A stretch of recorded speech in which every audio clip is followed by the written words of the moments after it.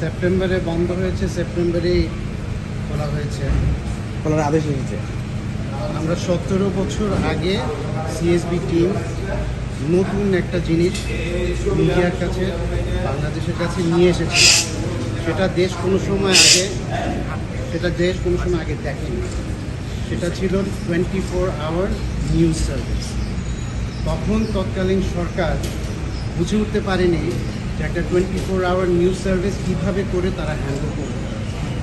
ধৈর্য হারিয়ে গিয়ে তারপর তারা কয়েক মাসের মধ্যেই আমাদের নিউজ সার্ভিস বন্ধ করে দিয়েছে।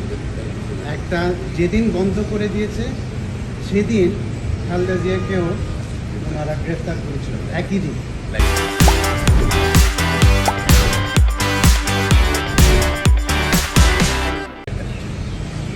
আমাদের যেদিন লাইনটা কেটে দিল, তারপর আমরা দেখলাম, আর যদিও আমাদেরটা বন্ধ করে দিয়েছে অনেকগুলো বছর পরে, একটার পর একটা 24 আওয়ার নিউজ সার্ভিস খুলেছে।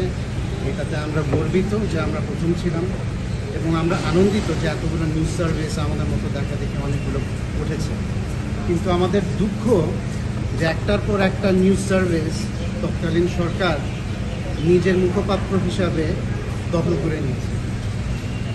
আশা করি এই নতুন দেশে, নতুন বাংলাদেশে স্বাধীন বিচার বিভাগে আমরা যে অর্ডারটা পেয়েছি, ওই অর্ডারের মাধ্যমে আমরা নতুন একটা নিউজ সার্ভিস ক্রিয়েট করব।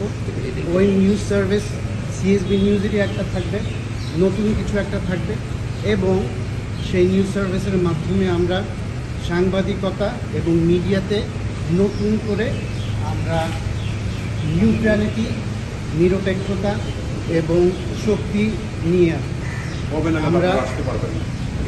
আমরা যত তাড়াতাড়ি পারি চলে আসব। হয়তো কয়েক মাসের মধ্যে, 3 থেকে 6 মাসের মধ্যে চলে আসবো।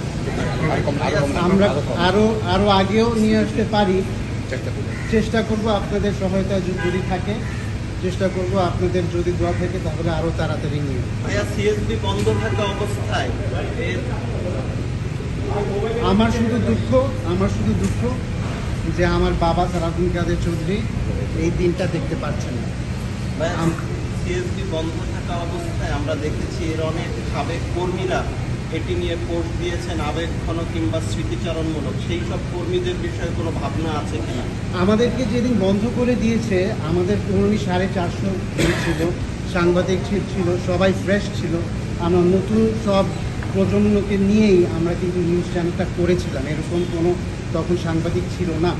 একদিনের মধ্যেই সবার চাকরি চলে গেছে, এবং অনেকেই দেখেছি, আমার খুব খুশি এটা দেখে যে অনেকেই বিভিন্ন নিউজ চ্যানেলে ভালো করছে। এটা আমরা গর্বিত, এবং আশা করি যারা আমাদের কাছে ফেরত আসতে চায় তারা আসবে, আর কিছু নতুন আমরা প্রজন্মের মানুষ নিব। না, সিএসবি নিউজ অনেকেরই সাংবাদিকতা একটা আবেগের জায়গা। এখনও সিএসবি বন্ধ হওয়ার পরে সিএসবির কর্মীরা বিভিন্ন টেলিভিশনে আছেন, তারাও যেখানে আছেন সেখান থেকেই সিএসবি কিন্তু মনে রাখেন। তাদের ক্ষেত্রে অগ্রাধিকার পাবে কিনা? অবশ্যই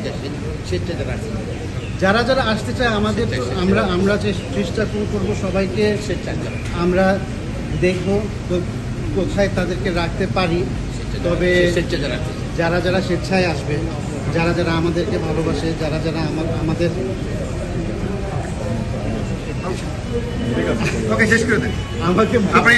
আমাকে বলছে আপনাদেরকে বলতে যে আমরা কিন্তু কেউ চাকরি কিন্তু বরখাস্ত করি নাই, কেউ সবাই চাকরিতে এখনো আছে, সবাই এখন সবাই আসতে চায়।